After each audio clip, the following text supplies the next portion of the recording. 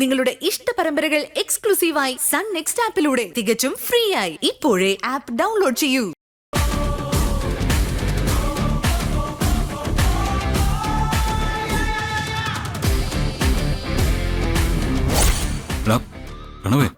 എന്താന്ന്?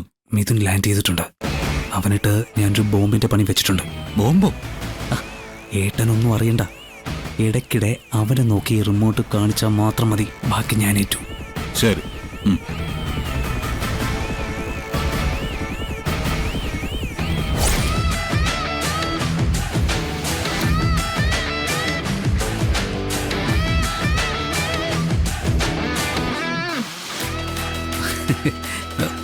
ഏട്ടാ, നമ്മൾ നരകത്തിലെത്തി.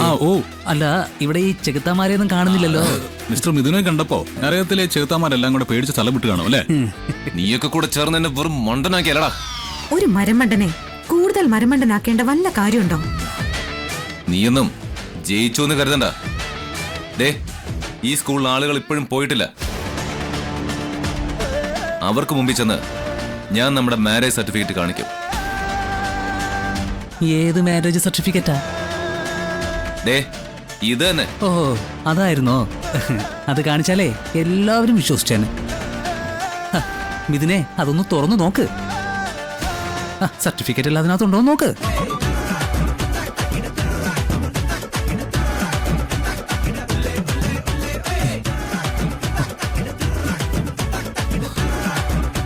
അയ്യോ,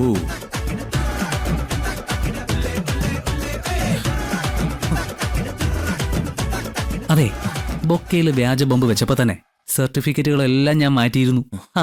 ഇനി അത് ശാസ്ത്രീയമായ പരിശോധനയ്ക്ക് അയക്കും.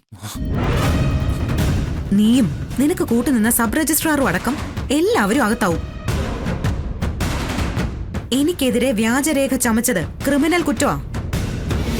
IPC 463 പ്രകാരം നീ 7 വർഷം അകത്ത് കിടക്കും. നമുക്ക് കാണാം. ഒന്നിനെ ഞാൻ വെറുതെ വിടില്ല.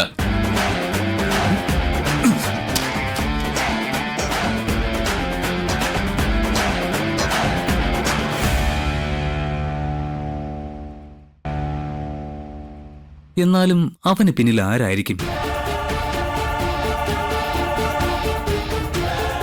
ഇവനെ രംഗത്തിറക്കിയത് വസുന്ധരാന്റിയാണെന്നുള്ള കാര്യത്തിൽ എനിക്ക് ഒരു സംശയമില്ല. എനിക്കൊരു ആപത്ത് വരാൻ അമ്മ കൂട്ടു നിൽക്കില്ല നിധി. ഗൗതം ഗോപിനാഥനെ വീഴ്ത്താനാണ് അവൻ വന്നതെന്ന് പറയുന്ന ഒരു വീഡിയോ ചേച്ചിയും കണ്ടതല്ലേ? ആ കാര്യത്തിൽ ഇനി ആന്റിയെ സംശയിക്കണ്ട. നിങ്ങൾ പറയുന്നത് ശരിയായിരിക്കും, പക്ഷേ അറിഞ്ഞോ അറിയാതെയോ എന്നെ നശിപ്പിക്കാൻ ആന്റി ഇവന് കൂട്ടു നിൽക്കുകയാണ്. സ്വയം കുഴിച്ച കുഴിയിൽ വീഴുന്നത് ആന്റി തന്നെയാണെന്ന് ആന്റി തിരിച്ചറിയുന്നില്ല. നിങ്ങൾ നോക്കിക്കോ, ഇവിടെ നടന്നതൊക്കെ വള്ളി പുള്ളി തെറ്റാതെ മിഥുൻ വസുന്ധരാന്റിയെ അറിയിക്കും. നിങ്ങൾ ഈശ്വരമംഗലത്തെത്തുമ്പോൾ ഇതേക്കുറിച്ച് ആന്റി നിങ്ങളോട് ചോദിക്കും. ആന്റിക്ക് മിഥുനുമായി ബന്ധമുണ്ടെന്ന് നിങ്ങൾക്കപ്പം മനസ്സിലാവും.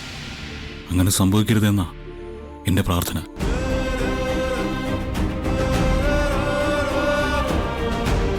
സാറിന്റെ മനസ്സെനിക്കറിയാം.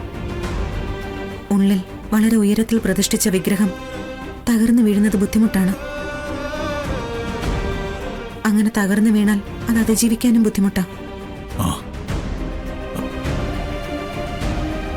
ഈ പ്രതിസന്ധി നമ്മൾ ഒരുമിച്ച് അതിജീവിക്കും. ഞാൻ കാറെടുക്കാം. സാറ് വാ. ഈയിടെയായിട്ട് തുടങ്ങിയ പ്രശ്നമാണ്. ടെൻഷൻ കൂടുമ്പോൾ മയക്കം വരുന്നു. എനിക്കൊന്ന് കിടക്കണം തോന്നുക. കാറിലിരുന്ന് സാറൊന്ന് മയങ്ങിക്കോളൂ. വാ.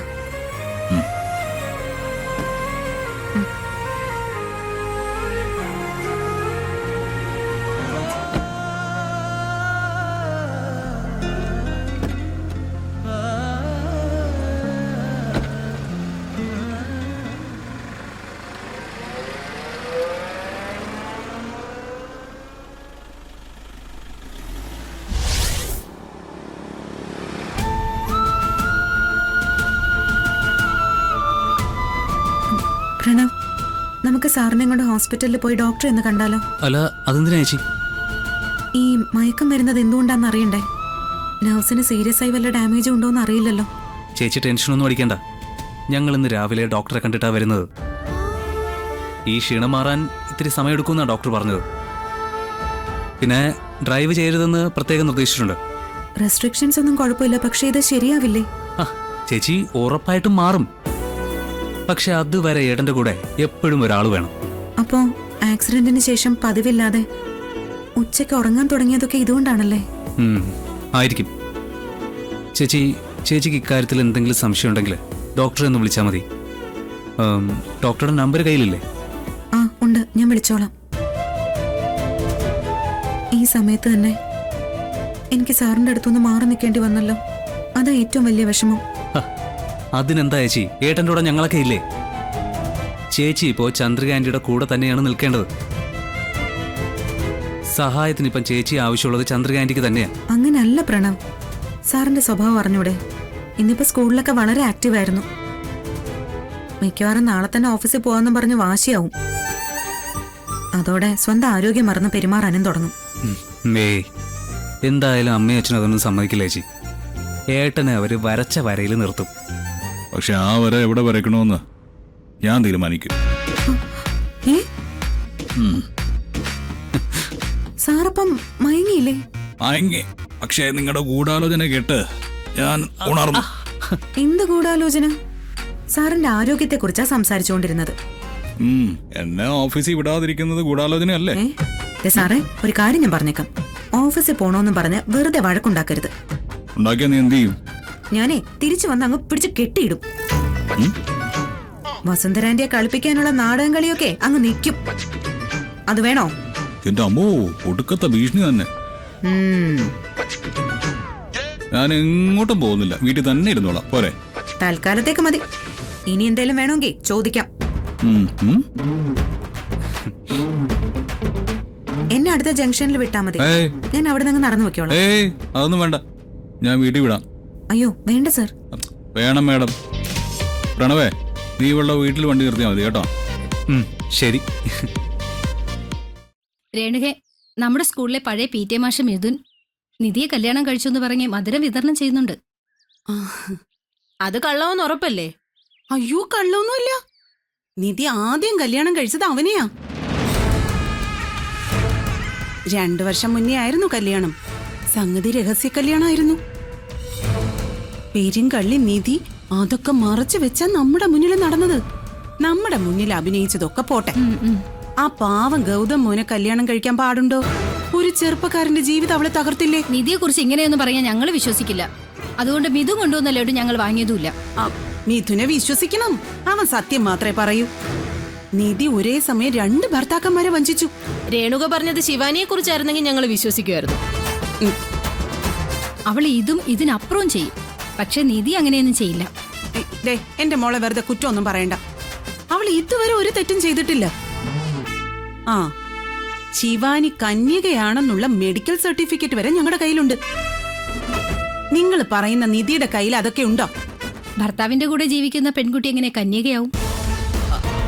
സന്തോഷത്തോടെ കുടുംബജീവിതം നയിക്കുന്ന നിധിയെക്കുറിച്ച് ഇങ്ങനെയൊന്നും പറയരുത് രേണുകെ. അവൾക്ക് എന്ത് സന്തോഷമെന്നാ നിങ്ങൾ പറയുന്നേ? ഗൗതത്തെ ഉപേക്ഷിച്ചാ അവളിവിടെ വന്ന് നിൽക്കുന്നേ. ആണോ? പിന്നെ അല്ലാതെ. സ്വന്തം ഭാര്യ മുൻ ഭർത്താവിനെ വിളിച്ച് വീട്ടിൽ കയറ്റിയ ഗൗതമം പൊർക്കോ? ആത്മാഭിമാനം ഉള്ളവനല്ലേ അവൻ. ഡൈവോഴ്സ് പെറ്റീഷൻ ഇപ്പൊ കോടതിയില.